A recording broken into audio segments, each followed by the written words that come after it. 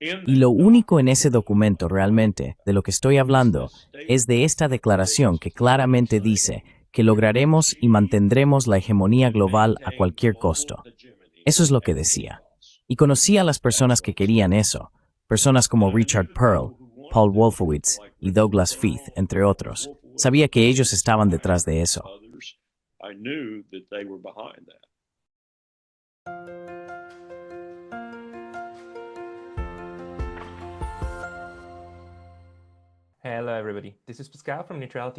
Hola a todos, soy Pascal de Neutrality Studies y hoy estoy hablando por segunda vez con el coronel Lawrence Wilkerson, un oficial retirado del Ejército de los Esmiros, ex jefe de gabinete del secretario de Estado y miembro del grupo activista Profesionales de Inteligencia Veteranos por la Cordura.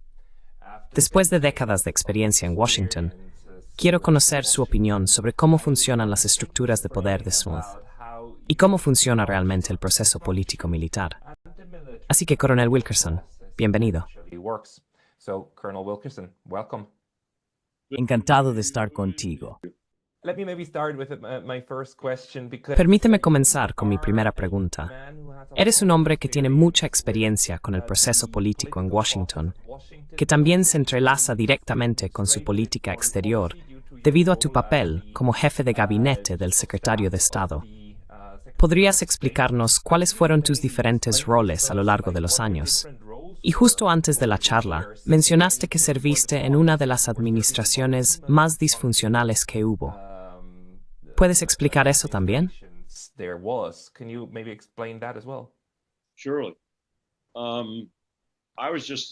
Claro.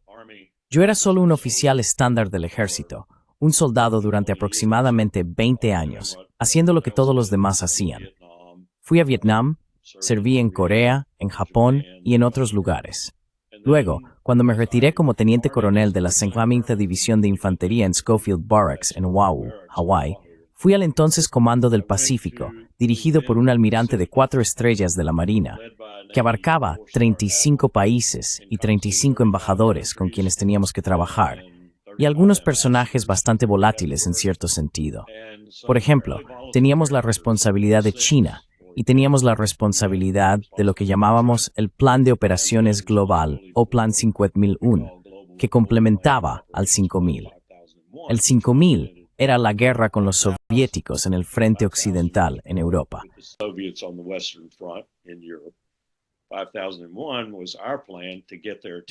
5001 era nuestro plan para captar su atención, de modo que tuvieran que desviar fuerzas de ese frente a su frente del Pacífico. Así que teníamos una misión increíble, realmente, y yo tenía un almirante increíble, que más tarde sería presidente del Estado Mayor Conjunto, y yo era el asistente ejecutivo de su almirante, de 2 estrellas, quien era el verdadero poder en PACOM. Él era el encargado de la política y la estrategia.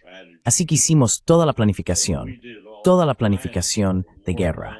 Hicimos toda la estrategia, todas las conversaciones geopolíticas con el almirante. Luego, el almirante Crowe, el gran jefe, se convirtió en presidente del Estado Mayor Conjunto.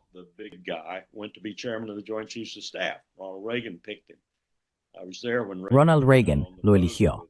Yo estaba allí cuando Reagan salió en el barco con el almirante Crowe, y esencialmente el almirante Crowe le dio un tour de horizon de este enorme comando.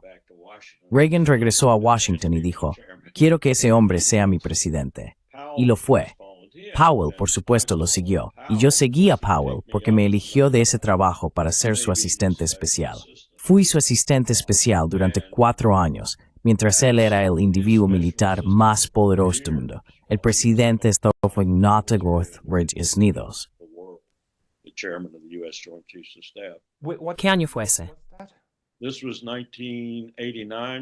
Esto fue de 1989 a 1993 bajo H.W. Bush como presidente, y luego el último año fue bajo Bill Clinton, en el primer año de su primer mandato. Redujimos el ejército en un 25% en todos los ámbitos. Cuando recortamos la base industrial de defensa, fue toda una experiencia ver eso suceder. Muchas cosas salieron de eso que no fueron necesariamente buenas.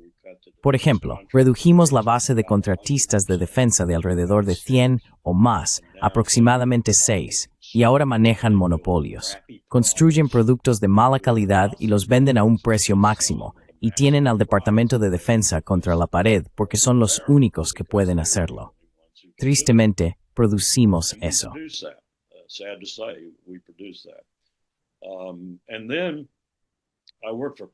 Y luego trabajé para Powell en una capacidad privada durante unos 3 años después de haber servido 4 años más como director del Colegio de Guerra del Cuerpo de Marines. Me contrató y volvimos a trabajar juntos como equipo. Hicimos cosas como ir a Lagos, Nigeria, para observar las elecciones del presidente Obasanjo en ese momento, quien fue elegido. Hicimos otras cosas con el Centro Carter en Atlanta.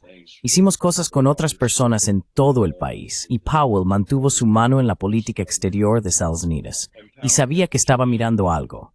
Pensé que probablemente estaba considerando el puesto de secretario de Defensa, porque él sabía, y yo sabía, que es la posición más poderosa en el gobierno estadounidense fuera del presidente. Muchos dirían que es más poderosa que el presidente. El secretario de Defensa, no el secretario de Estado. No, el secretario de Estado es probablemente uno de los principales funcionarios del gabinete. Y según los fundadores y la Constitución, en orden de precedencia, el secretario de Estado es el primero. Por supuesto, está en la cadena presidencial, de hecho, pero un individuo muy débil en un departamento muy débil. Y Powell solía decirlo así, y el secretario de Defensa en ese momento, Donald Rumsfeld, estaba de acuerdo con él. Powell obtuvo $25,000 millones el primer año de su Secretaría de Estado. Rumsfeld obtuvo $375,000 millones. Y Rumsfeld dijo una vez, pierdo más dinero del que tú obtienes, Colin. Y tenía razón. El departamento más poderoso. Pero no lo hizo.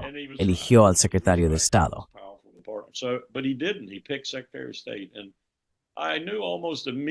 Y supe casi de inmediato, creo que me había equivocado en mis cálculos, porque uno de sus héroes era George Marshall.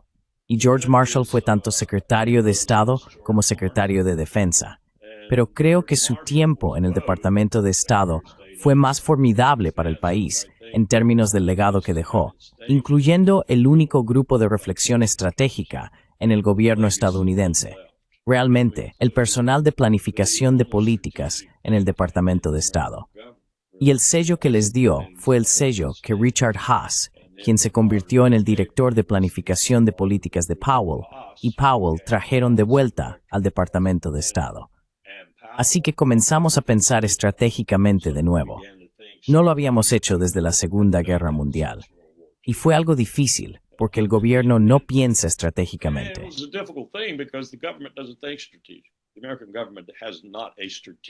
El gobierno estadounidense no tiene un hueso estratégico en su cuerpo. Afirma tenerlo, pero no lo tiene. Trabaja su bandeja de entrada. Día a día, trabaja su bandeja de entrada. Es puramente táctico, puramente enfocado en los problemas del día, principalmente problemas políticos, en lugar de estratégicos. Y así, cualquiera que piense estratégicamente es dejado de lado. Y aprendimos eso. Lo aprendimos a lo grande, porque no había ninguna estrategia detrás de la guerra global contra el terrorismo. No había ninguna estrategia detrás de la invasión de Irak en 2003. Simplemente lo hicimos. Ni siquiera hay un documento de decisión de seguridad nacional publicado por primera vez desde la Segunda Guerra Mundial, cuando inventamos estos documentos que codificaron la decisión de ir a la guerra en Irak. Simplemente lo hicimos.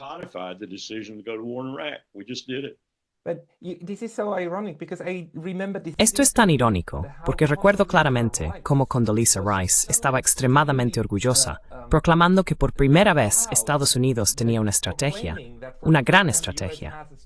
Ese término solo surgió, quiero decir, para mí, solo en ese entonces. Y ella estaba tan orgullosa de eso.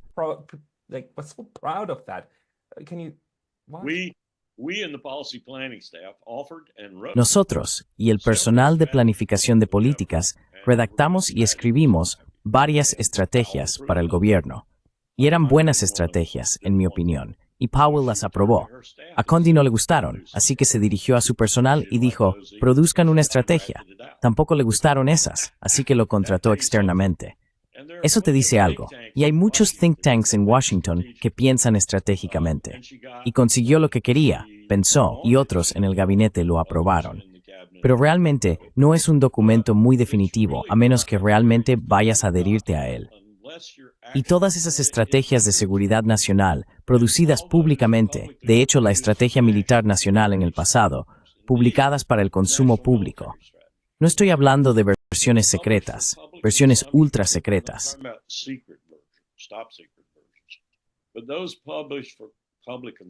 Pero los que se publican para el consumo público, de los que habla la prensa y demás, han sido más o menos anodinos. Son solo, ya sabes, mantener a América segura, mantener a salvo a los aliados de América, luchar contra nuestros enemigos en el ámbito de la guerra. Ese tipo de declaraciones. Este no fue así. Este fue un ataque de seguridad nacional neoconservador producido por la combinación de think tanks que ella eligió para producir la estrategia. Y ella lo compró, y me da pena decir que mi jefe lo compró, e incluso tuvimos discusiones al respecto, y le pregunté si estaba contento con ello, y él dijo sí. ¿Por qué me preguntas? Le dije, bueno, esta estrategia esencialmente dice, jefe, que si alguien se mueve al pie de la montaña sobre la que está América, los mataremos.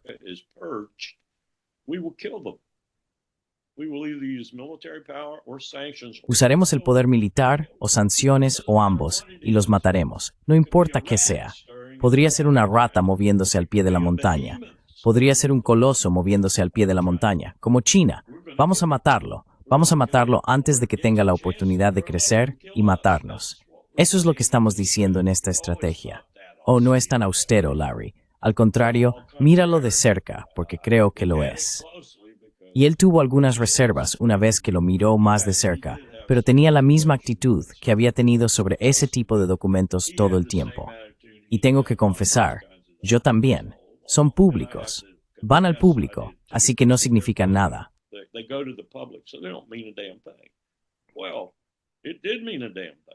Bueno, sí significó algo. Y permíteme retroceder un momento y decirte que una de las razones por las que no me gustó fue no solo porque Condi nos había rechazado rotundamente sobre lo que decíamos que debería ser nuestra estrategia. Fue porque lo que vi allí era esencialmente lo mismo que Paul Wolfowitz, entonces subsecretario de Defensa para Políticas, había enviado a H.W. Bush durante sus 4 años en el cargo cuando yo era asistente especial del presidente Powell. Bush fue el presidente más experimentado desde la Segunda Guerra Mundial, fuera de Eisenhower. Quiero decir, compararía la experiencia de Bush con la de Eisenhower. Mira lo que había sido, vicepresidente durante 8 años bajo Ronald Reagan.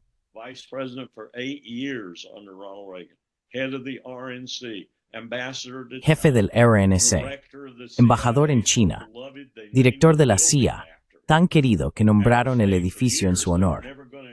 Después de decir durante años que nunca iban a identificar Langley con la CIA, lo llamaron el Centro Bush. Así que eso te dice algo sobre la experiencia de este tipo.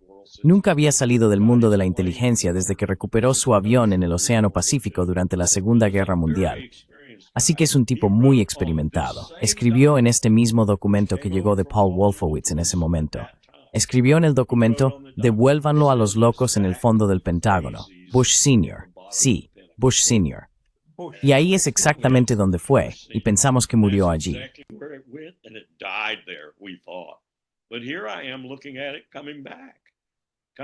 Pero aquí estoy viendo cómo regresa, orquestado, sin duda, por los neoconservadores del think tank conectados con Wolfowitz, ahora subsecretario de Defensa, y Feith, ahora subsecretario de Defensa para Políticas. Así que regresó, y regresó en aproximadamente el mismo formato, pero no había nadie para escribir la frase de vuelta a los locos. De hecho, decidimos que eso iba a ser no solo para el consumo público, y por lo tanto, anodino y no realmente importante, sino que iba a ser nuestra estrategia. Y lo único en ese documento, realmente, de lo que estoy hablando, es esta declaración que claramente dice que lograremos y mantendremos la hegemonía global a cualquier costo. Eso es lo que decía.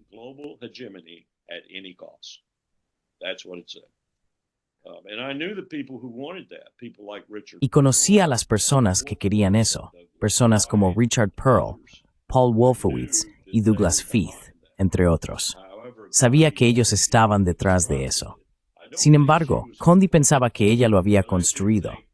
No creo que fuera cómplice, pero sí creo que estaba inclinada a pensar de esa manera, porque el ultranacionalista en la oficina del vicepresidente, Richard Cheney, quien realmente dirigió la seguridad nacional durante los primeros 4 años, tenía esa misma mentalidad después del 11 de septiembre.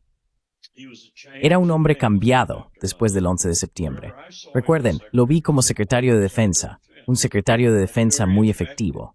No toleraba oposición a sus deseos, estableció su supremacía civil desde el principio, despidiendo al jefe de Estado Mayor de la Fuerza Aérea.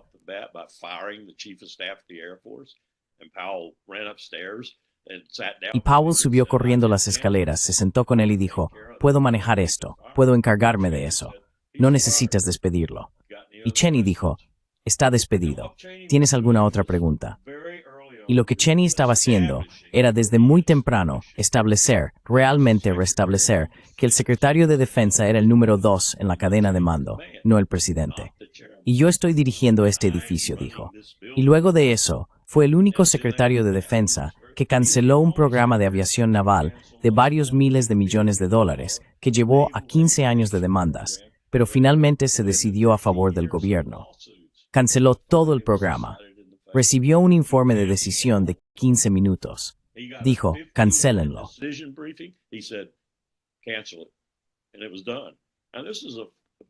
Y se hizo. Ahora, este es un secretario de Defensa muy efectivo. También es el secretario de Defensa que cuando George H.W. Bush dijo durante la Primera Guerra del Golfo, cuando se estaba desarrollando la carretera de la muerte, estábamos matando iraquíes solo por matarlos. Detengan la guerra. Se volvió hacia el secretario de Defensa, Dick Cheney, y le preguntó, ¿estás de acuerdo? Él dijo, absolutamente. No vale la pena perder ni un solo soldado para ir a Bagdad, y eso no es nuestro mandato. No son nuestras órdenes. La ONU dijo, expulsen al ejército de Saddam Hussein de Kuwait. Lo hemos hecho. Terminemos. Y 12 años después, este es el hombre que quiere ir a la guerra en Irak en 2003. Así que, un hombre muy diferente, muy diferente.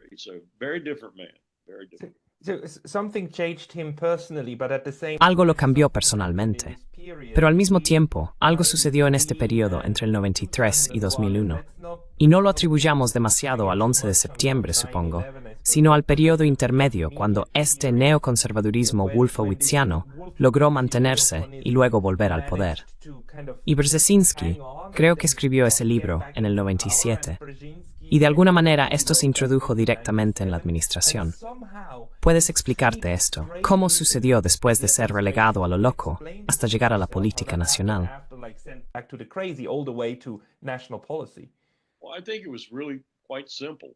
Bueno, creo que fue realmente bastante simple. No pensé que fuera una metamorfosis compleja, por así decirlo. Creo que fue bastante simple. Estas personas siempre han estado allí. Los ves en el NSC 68 desde los años 50 y antes. Los ves allí. Los ves en Paul Nitze. Eisenhower ni siquiera permitió que Paul Nitze participara en el ejercicio Solarium, que era su forma, prima facie, de dejar que todos tuvieran su oportunidad.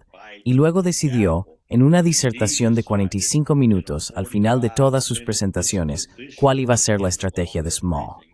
Pero no permitió que Nitze viniera, porque no quería a Nitze cerca de la estrategia de Smalls. Bueno, han estado por aquí todo este tiempo, pero han estado mayormente en las sombras.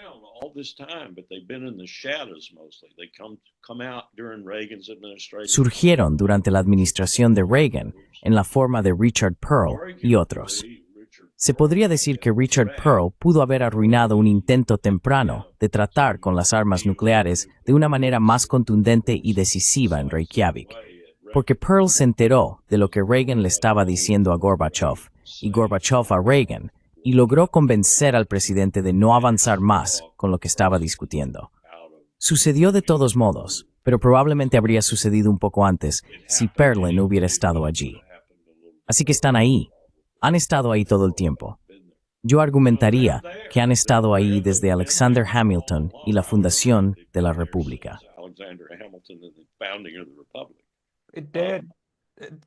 Lo hizo. Hay buenos académicos que dicen lo mismo y afirman que esto es básicamente la línea de pensamiento de política exterior de Jefferson en Estados Unidos frente a los washingtonianos, que siempre se centraron más en la seguridad nacional, al estar seguros en casa, sin buscar monstruos en el extranjero.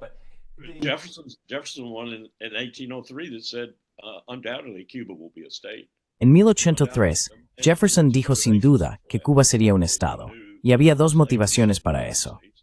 Por supuesto, sabía que los esclavistas en los Estados Unidos, básicamente el sur, obtendrían Cuba porque estaban tratando de expandir su poder y necesitaban más estados esclavistas. Así que si Cuba se convertía en un estado de los Estados Unidos, se sumaría a Texas y habría otro estado esclavista. Jefferson pensaba que Cuba, solo por proximidad y esa lucha de poder, eventualmente se convertiría en un estado. Pero de todos modos, para volver a mi punto, entran, salen. Bueno, entraron con venganza después del 11 de septiembre. Fue casi como Pearl Harbor para ellos. Estaban buscando algo así. Querían que algo así sucediera, porque sabían, estoy bastante seguro de que el liderazgo sabía, que no iban a poder implementar las estrategias que querían sin algo que lo impulsara a ser vendible, comercializable.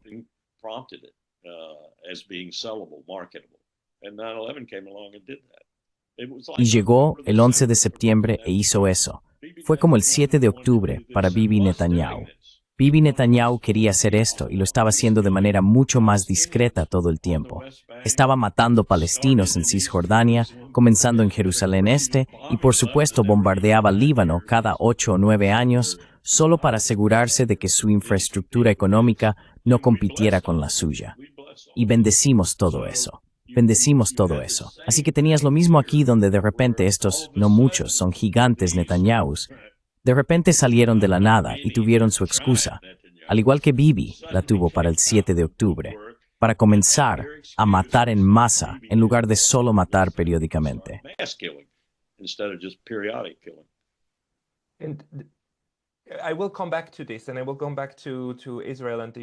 Volveré a esto, y volveré a Israel y a los Estados Unidos. Pero todavía me pregunto si, porque siguiendo tu explicación, parece que tu evaluación es que estos líderes individuales realmente controlan el gobierno y la formulación de la política exterior de Estados Unidos. Mi pregunta siempre es, ¿cuál es más importante? ¿La estructura de todo el asunto? ¿Quién responde a quién y crea qué tipo de dependencias? ¿O son las personas individuales? Porque también mencionaste restablecer el control sobre ciertas agencias, lo que implicaría que otras agencias podrían estar un poco fuera de control. ¿Qué es? ¿Son las personas o es la estructura lo que impulsa más la formulación de políticas de Estados Unidos?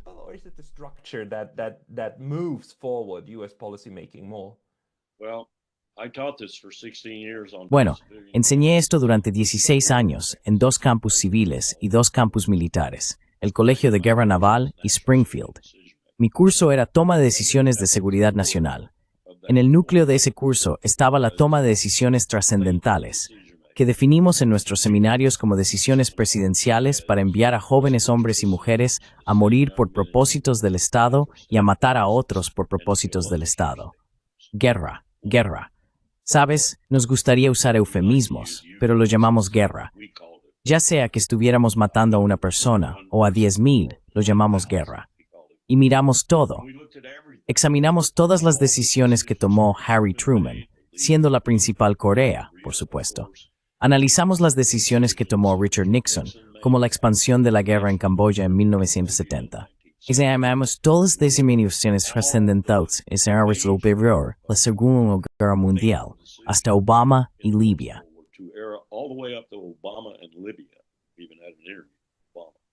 Incluso tuvimos una entrevista con Obama. Lo que descubrimos, creo, fue lo que utilicé como uno de mis libros de texto principales, el libro de David Rothkopf, Running the World, the National Security Council. Y él tiene en la página 12, según recuerdo, un marco analítico de 5 partes, y el primer elemento era el mismo que el de Powell. ¿Quién diablos está tomando las decisiones? Carácter, ya sabes, como quieras llamarlo, una interpretación muy griega de la toma de decisiones. El segundo son las circunstancias internacionales. El tercero son las circunstancias domésticas. El cuarto es su proceso. ¿Es estatutario o está fuera del proceso estatutario? Porque teníamos un proceso estatutario desde la Ley de Seguridad Nacional de 1947. No lo teníamos antes. Los presidentes simplemente tomaban decisiones. Simplemente decidían ir a la guerra en consulta con sus oficiales de gabinete favoritos o lo que fuera. Esto formalizó la toma de decisiones.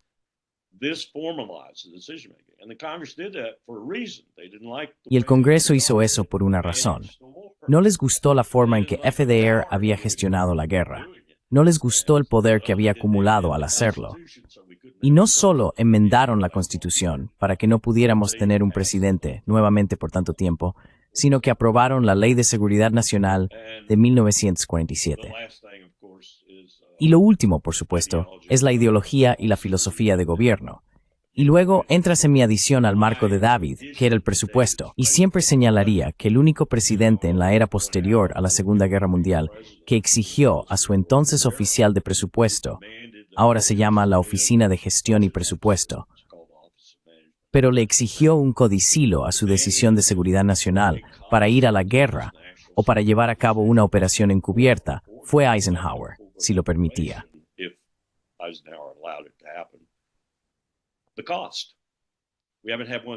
El costo. No hemos tenido uno desde entonces. En cambio, lo que tenemos es a Dick Cheney diciendo que Ronald Reagan demostró que los déficits no importan, así que no te preocupes por el dinero. Y no nos hemos preocupado por el costo de decisiones trascendentales desde ese momento. Y probablemente pasamos, no sé, tal vez en total 400 estudiantes durante 16 años, otros 100 en otro campus durante 6 años, en la Universidad George Washington. Probablemente revisamos casi todo lo que podría citar que calificaría como una decisión trascendental desde 1945 hasta el presente. El consenso estaba de acuerdo con Powell en que el factor principal eran las personas que participaban en la toma de decisiones, no la naturaleza estatutaria o no estatutaria de la misma, porque muchas de estas decisiones no eran estatutarias.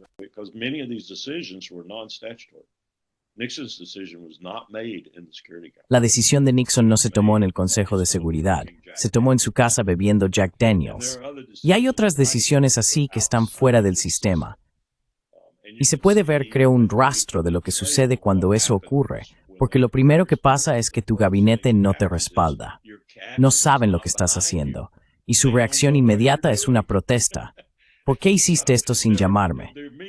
¿Por qué no tuvimos una reunión del Consejo de Seguridad Nacional según la ley? Así que perturba las cosas inmediatamente si haces eso. Pero creo que nuestra respuesta, la de todos estos estudiantes, la mía y la de otros que hemos traído de vez en cuando, sería que eso es lo más importante. Son las personas que realmente toman las decisiones.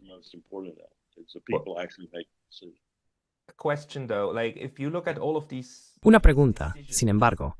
Si observas todas estas decisiones que se presentan o que deben ser tomadas por ciertas personas, la pregunta es, ¿cómo están enmarcadas y quién las presenta?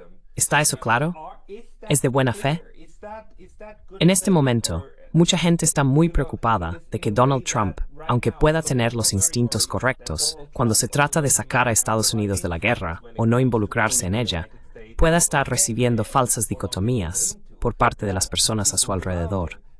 Es como ir a la guerra aquí, ir a la guerra allá, en lugar de nada. Entonces, ¿está eso claro durante el proceso de toma de decisiones? Y las personas que toman las decisiones son conscientes del hecho de que necesitan cuestionar el menú que se les presenta.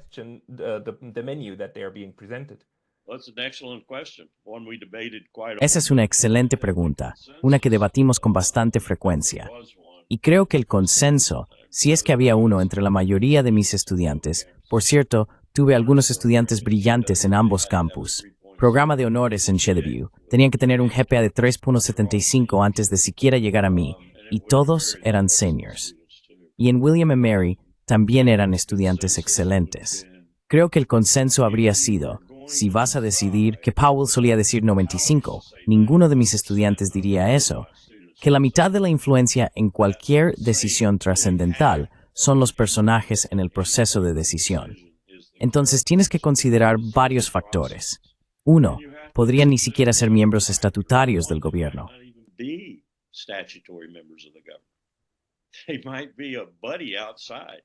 Podría haber un amigo afuera que esté susurrando al oído del presidente, un amigo con mucha más influencia sobre el presidente que cualquiera de los que ha seleccionado para ser miembros de su gabinete. La segunda cosa que debes considerar es que no hay genios que estén forjando esta decisión. Son simplemente estadounidenses comunes, y no son necesariamente los estadounidenses más brillantes que podrían estar en esa posición.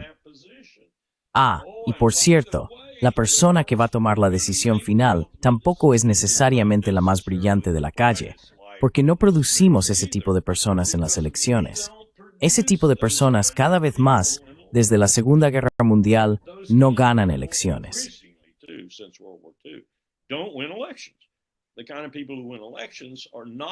El tipo de personas que ganan elecciones no son el tipo de personas que uno querría deliberando sobre estos asuntos tan serios y tomando la mejor decisión posible.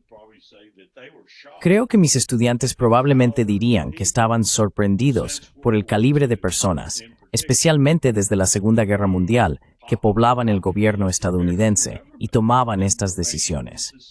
Solíamos decir a veces al final de un seminario de 3 horas, Dios mío, yo habría tomado una mejor decisión que esa. Y estos son jóvenes de 19, 20, 21 años, y tenían razón, y a menudo decía, probablemente lo habrías hecho. Nuestro ejercicio culminante en mi curso era una reunión de 4 horas del Consejo de Seguridad Nacional, organizada lo mejor que podía, exactamente como sería en la Sala Roosevelt o donde fuera en la Casa Blanca.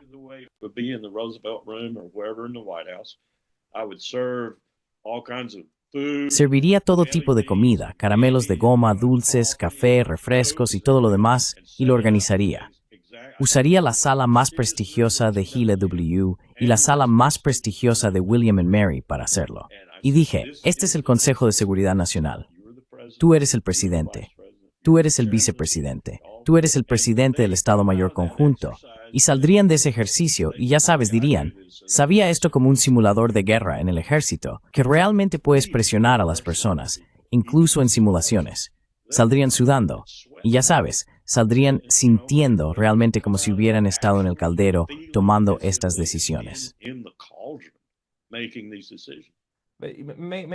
Puedo preguntar, en el actual Consejo de Seguridad Nacional, cuando se toman estas decisiones trascendentales, la gente sigue comiendo y bebiendo.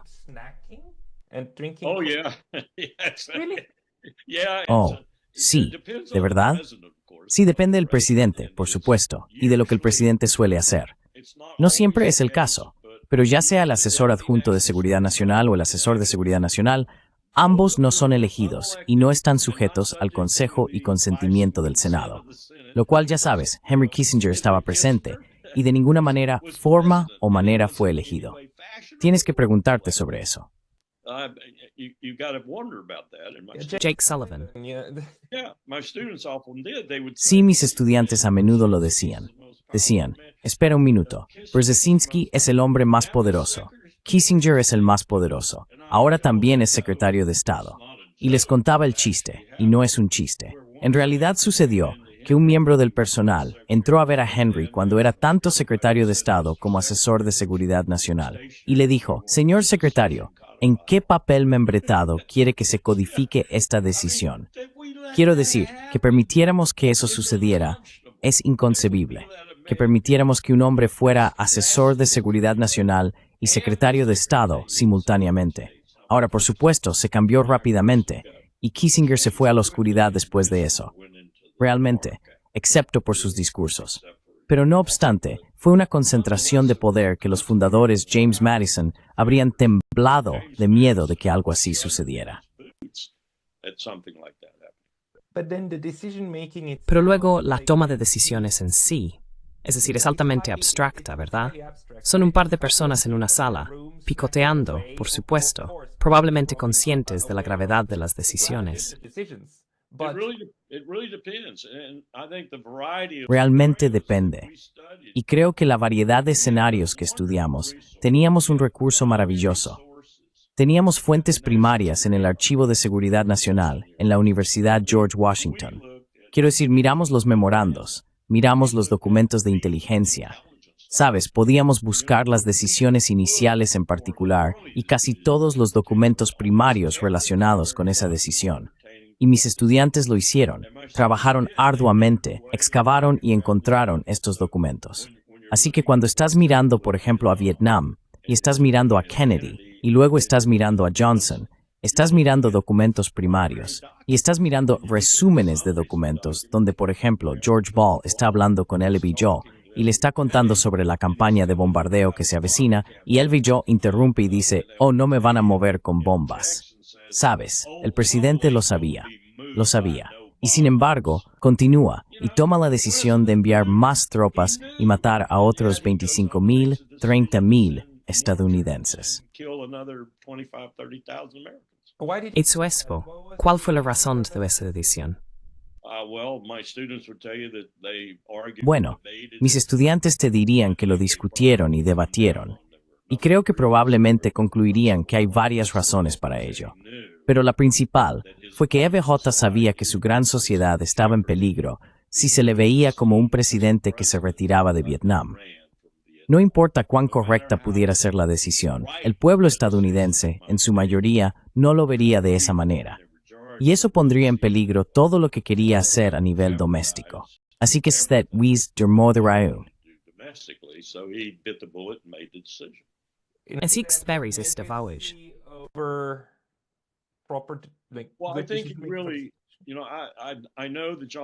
Conozco bastante bien a la familia Johnson. Conozco a las nietas. Conozco a la hija. Conocí un poco a Lady Bird. Ella me dio $40,000. Me entregó un cheque para ayudarme con mi trabajo. Me puso en el sistema de escuelas públicas de D.C. para ayudar al sistema escolar y necesitaba algo de dinero. Ella me escribió un cheque por $40,000. Así que conozco bastante bien a la familia Johnson. Creo que LBJ estaba realmente comprometido con la gran sociedad. Pensaba que no solo iba a ser su legado, sino que también pensaba que el país lo necesitaba. Lo necesitaba. Necesitaba todo, desde la Ley de Derechos Civiles hasta los programas que se crearon a partir de ella. Y ese fue su legado, pero también creo su profunda convicción de que el país lo necesitaba. Creo que lo angustió. Realmente lo creo.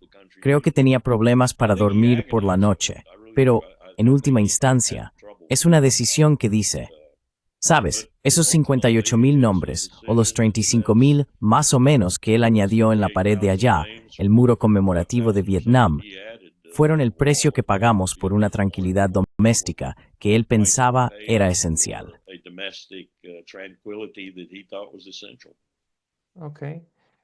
Está bien. Pero quiero decir, eso al menos tiene sentido desde la perspectiva de la cohesión nacional o el bien del país, incluso si eso significa que es malo para la política exterior.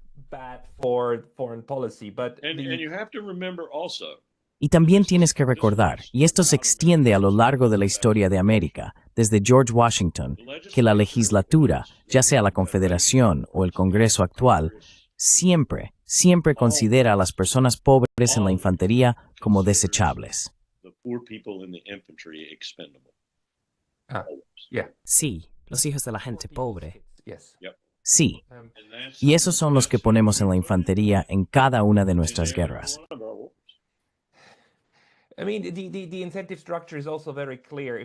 La estructura de incentivos también es muy clara.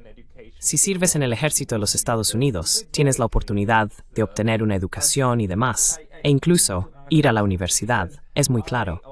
Pero necesito preguntarte algo, porque la mayoría de las personas pertenecen al público influenciado por la propaganda.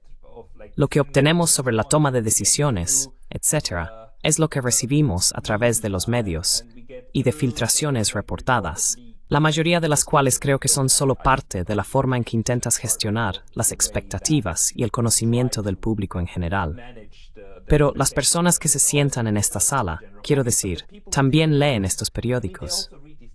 ¿Qué tan grande es el impacto de la realidad retratada frente a la que con suerte proviene de la inteligencia, la realidad que realmente está sucediendo? Porque para mí, parece constantemente que las personas toman decisiones basadas en una comprensión muy pobre, especialmente cuando miramos cosas como la guerra ruso-ucraniana que está ocurriendo actualmente. ¿Cómo funciona eso?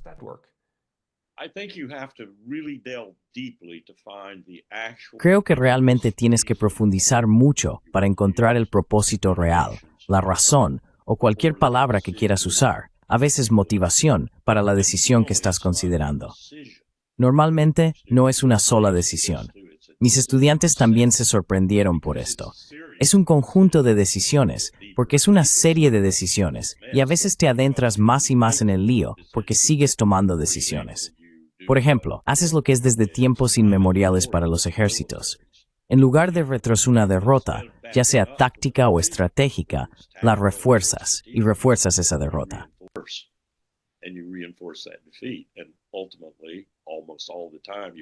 Y en última instancia, casi todo el tiempo, profundizas tu derrota profunda en lugar de revertir repentinamente la situación y ganar. Así que es más una serie de decisiones. Se trata más de quién está influyendo en ese momento cuando se tomó esa segunda, tercera o cuarta decisión. ¿Por qué se tomó esa decisión? ¿Se infundió realmente inteligencia, lo que yo llamaría inteligencia procesable? No necesariamente correcta, pero al menos es suficiente para que una mente analítica tome una decisión. Y luego tienes que, ya sabes, si es mala inteligencia, incluir eso en el análisis de las decisiones. Y no siempre obtienes inteligencia perfecta. El sistema no está configurado para darte inteligencia perfecta.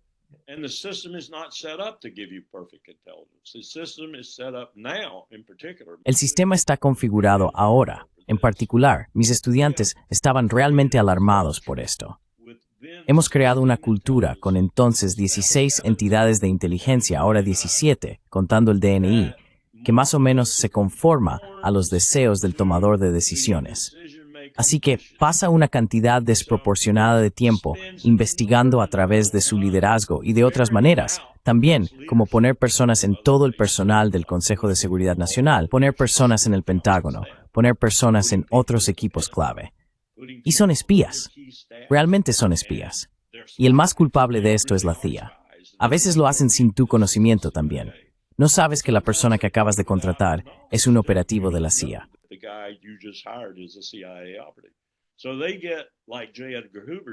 Entonces obtienen, como hizo J. Edgar Hoover cuando era director del FBI, información sobre todos en el gobierno.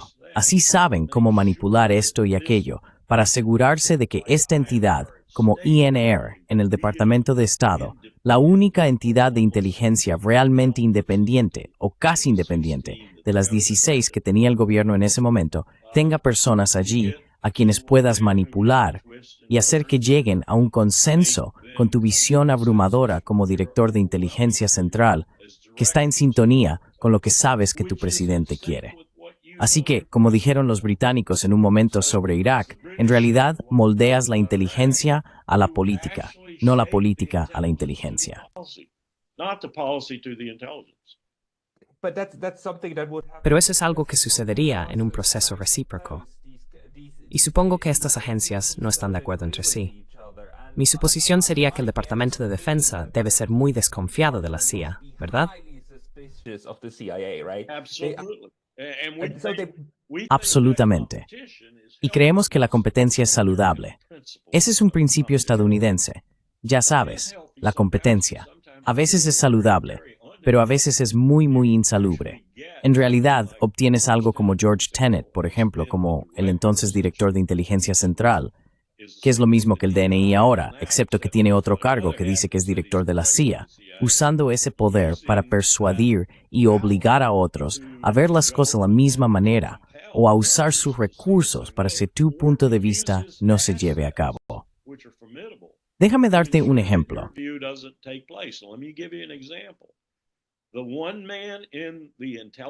El único hombre en el aparato de inteligencia en los Estados Unidos que disintió de manera significativa y cuyo análisis fue simplemente excelente sobre los tubos de aluminio que supuestamente Saddam Hussein había introducido de contrabando para usar en centrifugadoras, George Tenet se aseguró de que cuando tuvieran la reunión definitiva de las 16 entidades para adjudicar la estimación de inteligencia nacional al respecto, él estuviera fuera de la ciudad. Y él era el único que tenía las habilidades necesarias para ser realmente formidable en una reunión así, convenciendo a otros de que estaban equivocados. George Tenet se aseguró de que estuviera fuera de la ciudad cuando celebró la reunión. Así que lo llamamos Joe Turner porque nadie quería dar su nombre, y no los culpo. Pero decíamos, Joe Turner estaba fuera de la ciudad. ¿Por qué estaba Joe Turner fuera de la ciudad?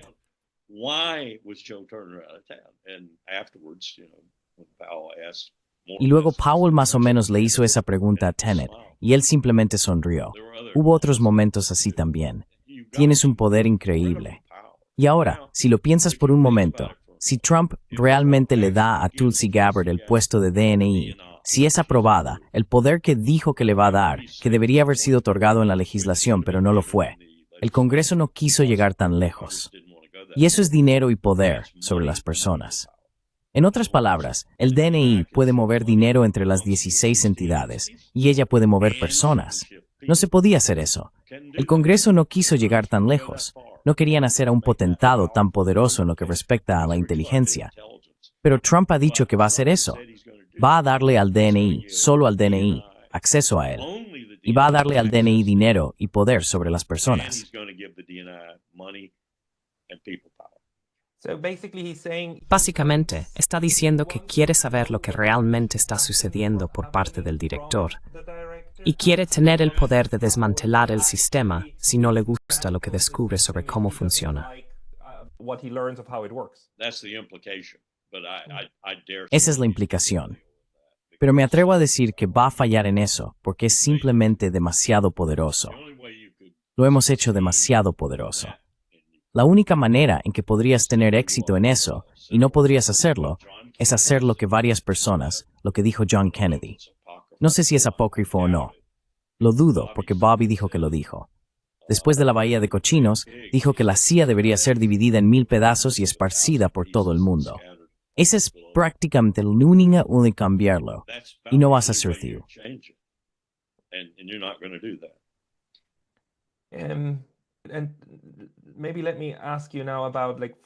Y tal vez déjame preguntarte ahora sobre la influencia extranjera en esta toma de decisiones. En nuestra última conversación, dijiste que llegaste a la conclusión de que hablemos de Israel. Hay mucha gente que habla sobre la influencia de Israel, ¿verdad?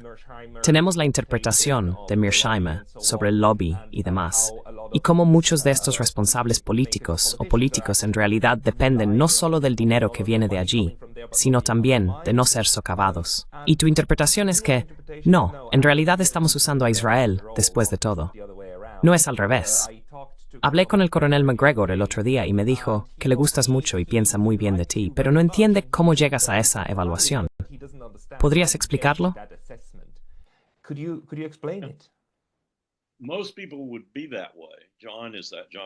La mayoría de la gente sería así, John. John Mearsheimer es así, estoy seguro.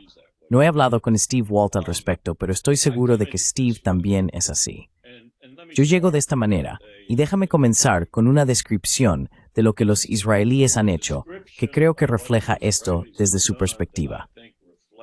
Tenemos a AIPAC y tenemos a J Street. No conozco el segundo. J Street es el grupo de lobby israelí moderado en Estados Unidos que constantemente se opone a algunas de las cosas que AIPAC promulga, algunas de las imputaciones que hacen. Jeremy Ben-Ami está a cargo de J Street. Ambos son lo mismo. Uno es un grupo duro y el otro es un grupo que, si el grupo duro es derrotado o incluso desmantelado, quizás en un futuro no muy lejano, J Street estará aquí y todos se volverán hacia ellos. Maravillosa y hermosa técnica de Israel. No fue Israel, fuimos nosotros. Fuimos nosotros quienes alentamos este desarrollo del lado suave y el lado duro. Y no creo que John y Steve estén equivocados sobre el Congreso y sobre la influencia del lobby.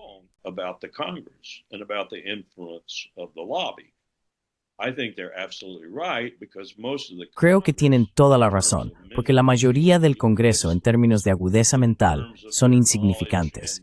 Y en cuanto a su conocimiento y capacidad para tratar con la seguridad nacional, e incluso temas de política exterior, están muy atrasados y realmente no están interesados, a menos que sea algún tema como ir tras los Ortega en Nicaragua o ir tras Georgia, por ejemplo, o Wilson en Carolina del Sur. No están interesados en eso. Solo están interesados en dos cosas: permanecer en el cargo y ganar dinero.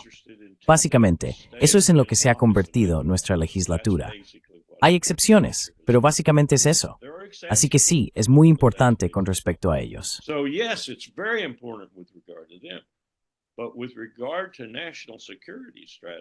Pero en cuanto a la estrategia de seguridad nacional realizada por aquellos que realmente la entienden, ya sean neoconservadores o de otro tipo, Israel es nuestra herramienta. Ellos son las personas. Ellos son el Estado que los británicos formaron para hacer esto, y se lo quitamos. Y lo que esto es mantener el levante para nosotros, punto. Para eso están allí. Y si implica matar a muchas personas que son árabes palestinos, está bien para nosotros, y por eso seguimos adelante con esto. Y no parece perturbarnos demasiado, porque están haciendo lo que queremos que hagan. Ahora están haciendo lo que queremos que hagan en Siria. Están avanzando poco a poco. ¿Sabes que ahora probablemente tienen el 30% del agua en Siria bajo su control? Están haciendo lo que queremos que hagan.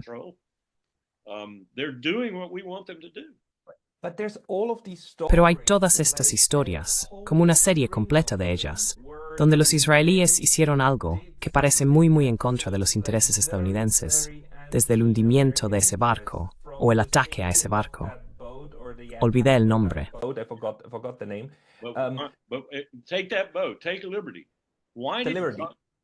Toma ese barco, el Liberty. ¿Por qué Johnson intervino, por así decirlo, después de que el capitán del portaaviones Saratoga, creo que era, intentara lanzar aviones para ir en ayuda del Liberty, fuera llamado de vuelta por un inferior, ya sabes, al presidente, se acobardara de verdad y volviera a lanzar los aviones y tuviera al presidente de los Estados Unidos en la línea diciéndole que se retirara, LBJ? ¿Por qué esto?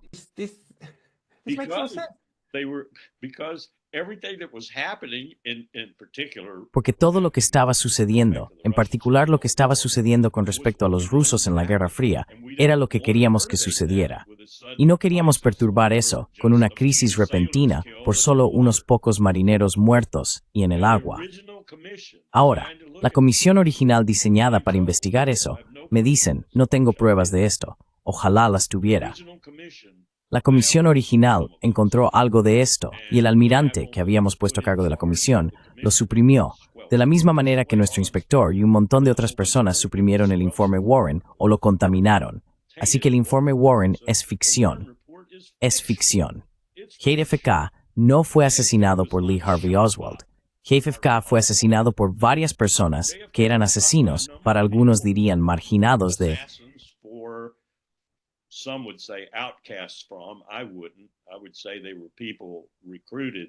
Yo no lo haría. Diría que eran personas reclutadas por el establecimiento de la CIA, el ejército y la mafia. Muy buenos pistoleros, muy buenos asesinos, que colocaron balas donde Lee Harvey Oswald no podría haberlo hecho. Quiero decir, solo la prueba del FBI con el rifle, el mejor tirador que tenía el FBI, no pudo hacer que el rifle de Lee Harvey Oswald funcionara de la manera que habría tenido que funcionar para hacer lo que sucedió. Y Arlen Specter y otros en la comisión Warren. Arlen Specter. Él fue el tipo que manipuló la comisión Warren, manipuló las preguntas y respuestas y demás que resultaron en la decisión que tomó la comisión Warren, que era una tontería. Era simplemente una mentira.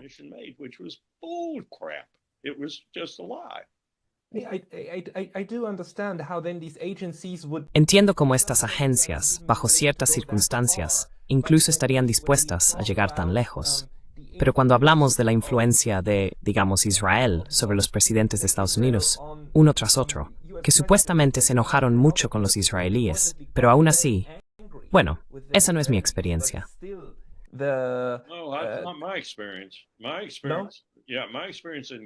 Mi experiencia, sí. Mi experiencia en el gobierno y al final del espectro, por así decirlo, el proveedor de fuerza en Pacom, por ejemplo. Mi experiencia fue que cuando Reagan hablaba, o cuando H.W. Bush hablaba, o cuando un presidente que realmente pensaba que los israelíes estaban haciendo algo que no estaba en el interés de seguridad nacional de Estados Unidos, hablaban de manera dura, rápida y efectiva.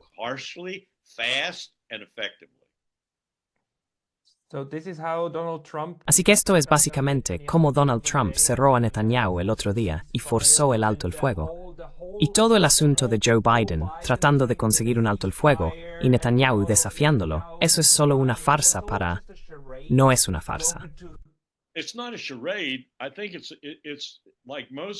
Creo que es, como la mayoría de las cosas, una formidable división en el gobierno de Estados Unidos.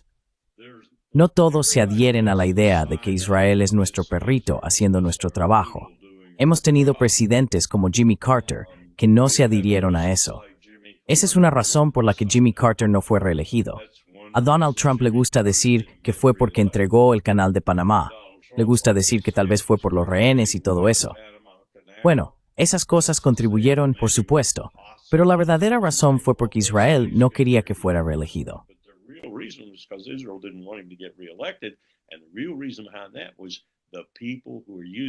Y la verdadera razón detrás de eso fue que las personas que estaban usando a Israel no querían que él fuera reelegido. No quieres un presidente ahí que no entienda la fórmula. Y cuando tienes uno, es de un solo mandato. H.W. Bush presionó tan fuerte a Israel que yo sostendría que no fue Ross Perot. No fue el lean mis labios, no más impuestos nuevos lo que hizo que H.W. Bush fuera derrotado para un segundo mandato. Fue el hecho de que Israel apoyó a Clinton, compró a Clinton en realidad, porque no les gustó lo que Bush les había hecho hacer. Los obligó al proceso de Oslo.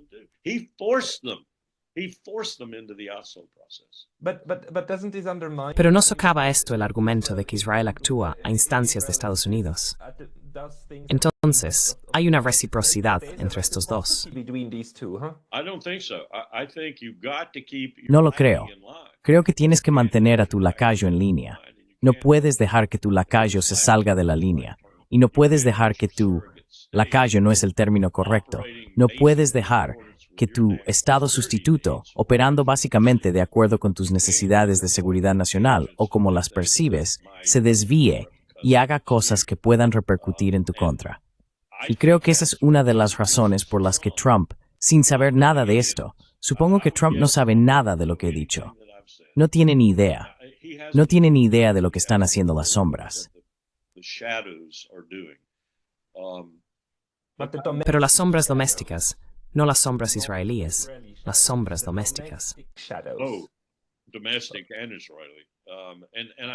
Doméstico e israelí. Y lo digo solo porque desde que George W. Bush llevó a Ariel Sharon a la oficina oval en 2004 y le dijo todo tuyo y los dejó más o menos hacer lo que pensaran que necesitaban hacer dentro de, ya sabes, directrices realmente amplias.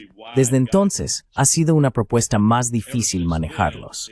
Y cuando llegó Biden, Biden no tenía las herramientas en absoluto.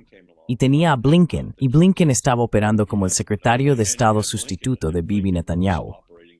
Y Jake Sullivan era mucho mejor. Así que Biden tenía la baraja en su contra en términos de incluso hacer cosas que estuvieran en línea con la política de seguridad de Estados Unidos.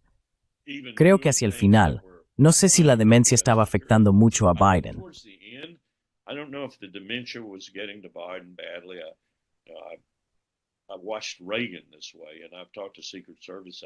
Vi a Reagan de esta manera, y he hablado con agentes del servicio secreto que dijeron que Reagan ni siquiera sabía cuál era el horario una mañana en el último año de su segundo mandato. Nunca pude lograr que Powell hablara sobre eso. Powell era su asesor de seguridad nacional. Y había indicios de que Reagan no estaba tan agudo mentalmente como antes, pero creo que la combinación de la vejez, quiero decir, yo mismo estoy ahí, y la combinación de otras cosas a las que Biden se había comprometido durante su tiempo en el Comité de Relaciones Exteriores del Senado con respecto a Israel y otros incidentes, Biden realmente estaba atrapado y no podía encontrar una manera de escapar de la trampa. Finalmente, creo que al final vio algo de luz, y no sé qué pasaría en el segundo mandato. Realmente no lo sé. Ni siquiera puedo adivinar qué pasaría en el segundo mandato.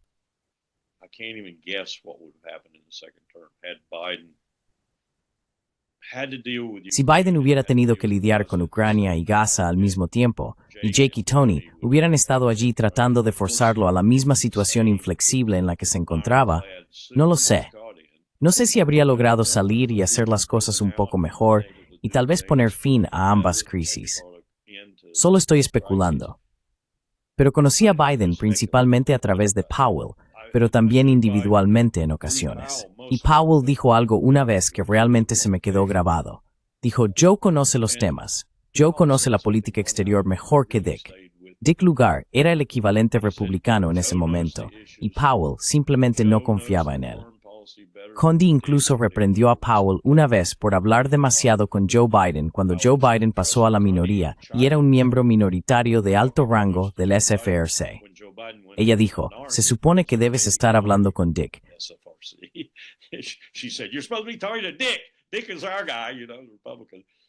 Dick es nuestro tipo, ya sabes, republicano. Pero él hablaría con Joe. Pero me dijo una vez, dijo nunca debería ser presidente. Y es básicamente porque, y Powell probablemente habría dicho esto sobre casi cualquiera, no tienen ninguna responsabilidad por lo que dicen. Pueden decir lo que quieran. Mira a Lindsey Graham, mira a los Kennedy de Luisiana, mira a Cruz, mira a Cotton. Pueden decir lo que quieran. Un presidente, diría Powell, un presidente tiene que pensar en la mañana siguiente, en la parte superior, lado derecho, Washington Post, portada. Un presidente tiene que ser muy circunspecto y cuidadoso con su lenguaje. Los congresistas simplemente dicen lo que quieren, senadores o representantes, así que nunca deberían ser presidentes.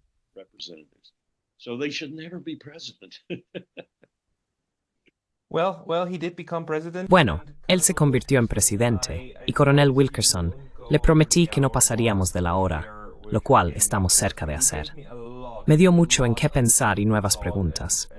Me pondré en contacto con usted nuevamente si puedo, y solo quiero agradecerle mucho por todas estas ideas. Seguramente. Estoy dispuesto a hacer cualquier cosa siempre y cuando no caiga en la demencia por motivos educativos, porque he puesto a mucha gente en la burocracia, la NSA, el servicio exterior, el servicio civil en general. Tengo una joven, una estudiante brillante, que es la oficial de la mesa de Irak en la NSA, casada con el oficial de la mesa de Rusia, que también fue uno de mis estudiantes. Así que cualquier cosa que pueda hacer para crear jóvenes o ayudar a los jóvenes a ser mejores servidores civiles o mejores profesionales extranjeros o lo que sea, lo hago, porque tenemos que cambiar esto. Tenemos que cambiar esto.